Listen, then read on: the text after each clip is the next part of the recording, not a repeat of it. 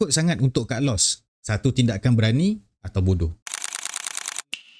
Kalau kau pernah hold trade rugi sampai MC account sebab malu nak cut loss, kau kena tengok video ni sebab ada banyak benda yang aku nak bongkar. Cut loss bukan tanda kita kalah dengan kita punya strategi, bukan tanda kita kalah dengan apa yang kita buat.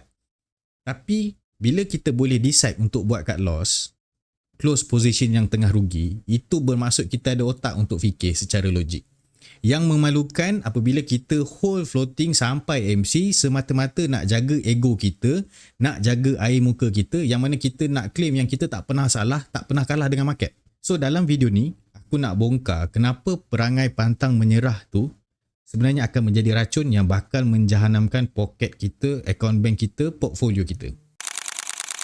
Masalah dan juga realiti kebanyakan daripada kita anggap kalau kita buat cut loss tu, kita mengaku kalah. Dia bukan mengaku kalah, tapi dia menunjukkan bahawa kau ada satu rational decision yang kau buat pada waktu itu mengikut situasi yang sedang berlaku. Ramai trader dia anggap cut loss tu macam mengaku kalah lah. Sebab apa? Bila dia nampak pergerakan ataupun dia punya decision untuk trade tu dah bertentangan dengan pergerakan market, dia dah tak boleh nak justify secara realiti ataupun harapan apa yang dia nak buat, apa yang dia nak dapat. Tapi sebenarnya kita boleh take action untuk cut loss position-position yang mana tengah loss tu, instead of kita membiarkan akaun kita sampai MC. Trader yang berjaya bukan sebab kita tak pernah buat salah, tak pernah loss dalam trading. Tapi sebab apa?